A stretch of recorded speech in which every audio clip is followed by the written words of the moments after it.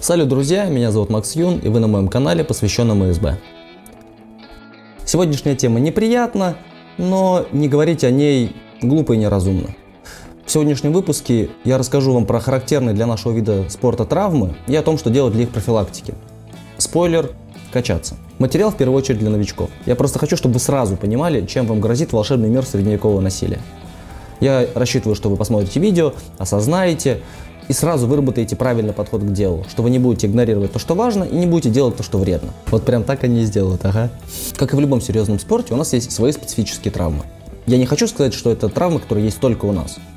По большому счету вы можете повредить любую часть вашего тела при занятии любым видом спорта, потому что для занятий любым видом спорта вам нужно человеческое тело. Ну, разве что кроме шахмат.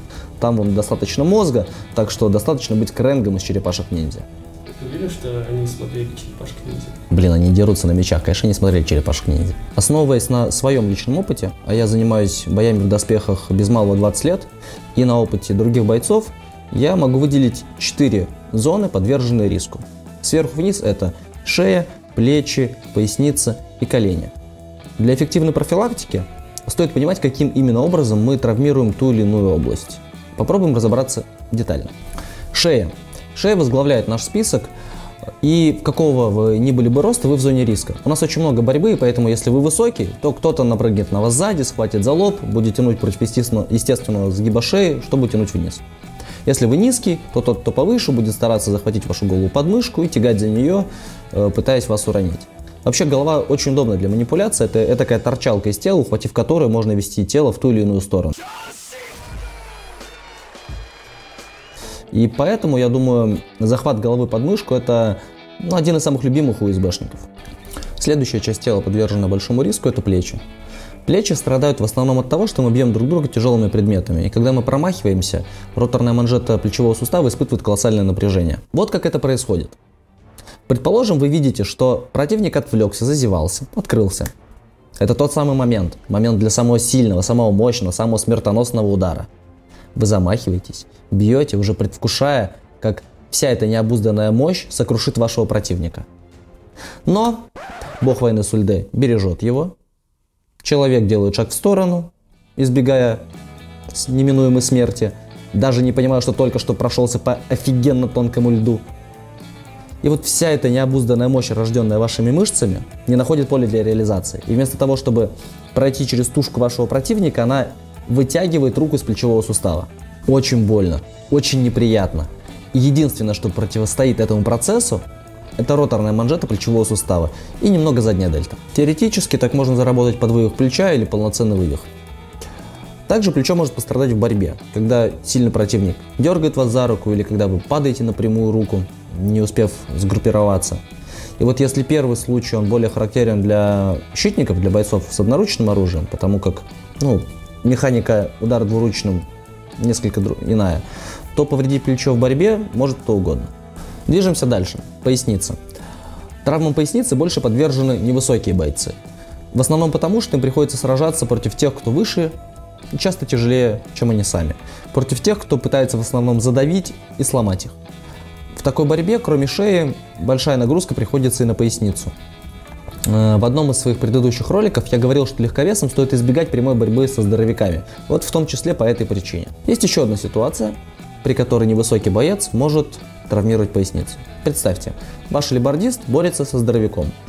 И этот здоровяк настолько хорошо одоспешен, что каким бы сильным ударом вы ни обладали, вы не можете заставить его страдать с помощью одноручного оружия. Тут нужна тяжелая артиллерия. Поэтому вам необходимо поменяться местами со своим лейбордистом, сменить его, стараться обездвижить здоровяка, пригнуть голову и дать спокойно вашему лейбордисту мочить противника. Разумеется, здоровяк не будет ждать, пока его убьют, он будет сопротивляться изо всех сил. А это то еще испытание для вашей поясницы. То, о чем я сейчас рассказал, это личный опыт. В Каркасоне в 2016 году я был в этой ситуации. Я был вынужден держать огромного человека, который, как потом выяснилось, только без доспеха весил 140 килограмм. Пока Леша Брю выбивал из него все хиты алебардой. Тот бой мы выиграли, но спину прострелило знатно. На следующий день я уже ходил с трудом. И, не уделив должного внимания отдыху и восстановлению я поехал на Би-12, где окончательно добил спину. Ну, настолько, что я не мог сидеть, не мог ходить. Вот все, что я мог делать, это лежать. И 8-часовой перелет из Владивостока, скажем, я пережил лежа только потому, что нашлись пустые сиденья рядышком. В общем, я был вынужден взять полуторагодовой отпуск. В течение этого отпуска я не мог качаться, не мог бороться, не мог, разумеется, надевать доспехи. Все, что я мог, это заниматься фехтованием. Ну, и это пошло мне на пользу. Я вернулся в ВСБ с более богатыми фехтовальными навыками. Ну, вообще-то я отвлекся. Главное, что я хотел сказать, невысокие бойцы, не игнорируйте, уделяйте внимание тренировкам спины. А мы движемся дальше.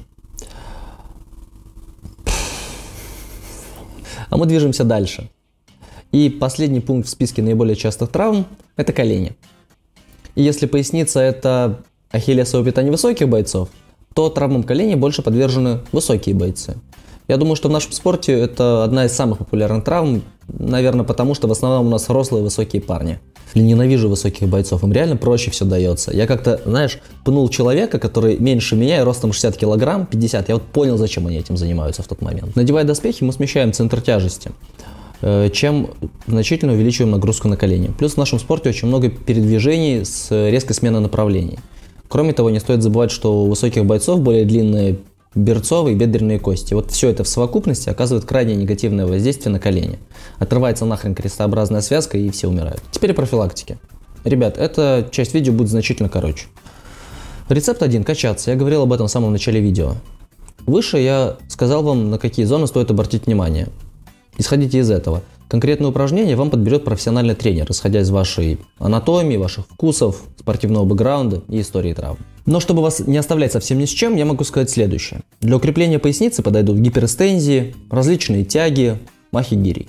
Для колена делайте выпады, приседания, по большому счету любые упражнения для ног. Само колено никак мышцами не защищено, но развитая мускулатура ног поможет компенсировать нагрузку. Для плечей подойдут подъемы гантели под разными углами, чтобы включить ваши дельтовидные мышцы. И специальные упражнения для роторной манжеты плечевого сустава. Что касается шеи, я могу сказать, что точно не нужно делать борцовский мост. Если вы не привыкли делать его с детства, то велик риск получить травму. Для начала будет достаточно выполнять обычные действия головой, влево, вправо, вперед, назад, но создавая нагрузку с помощью своих рук. Ну, к примеру, вот так. Вы давите к этому плечу, давите к этому плечу. Качаться нужно регулярно, поддерживать мышцы в тонусе. И хотя я выделил 4 зоны, это не значит, что нужно ограничиваться только ими. Тренировки должны быть комплексными, но с особым вниманием на зоны риска. И главное, помните, что если вы уже получили травму, то качаться поздно, и нужно обращаться к специалисту по ЛФК. И не старайтесь вернуться в строй, увидев первые улучшения. Помните, выше я говорил о том, что я был вынужден взять полуторагодовой отпуск. Если бы я следовал своим же советам, этого можно было бы избежать. Первое, если бы я отложил оружие и пошел к врачу при первых симптомах. И второе, период реабилитации можно было сократить в 1,5, а может быть даже в 2 раза, если бы я не старался вернуться к тренировкам при первых же улучшениях. Первый раз мануальщику понадобилось 5 сеансов, чтобы полностью снять болевые симптомы. После чего я очень обрадовался, побежал на тренировку, через неделю к нему вернулся. В этот раз ему понадобилось 10 сеансов, после чего я был очень аккуратным и дисциплинированно выполнял все упражнения ЛФК. И последнее. Никогда не игнорируйте качественную разминку. Ваши суставы и мышцы должны быть разогреты и готовы к мощным нагрузкам. И хотя даже мне сейчас кажется, что я говорю прописные, истинные, в принципе очевидные вещи, я знаю, что многие новички, да и опытные бойцы забивают на все это. Откуда я знаю? Да я сам так делал очень долго. Все мы мним себя бессмертными и неуязвимыми до тех пор, пока не получим первую серьезную травму. Мне просто очень долго везло. Это то, что я хотел вам рассказать о травмах ВСБ. Если вам есть что добавить, обязательно пишите в комментариях.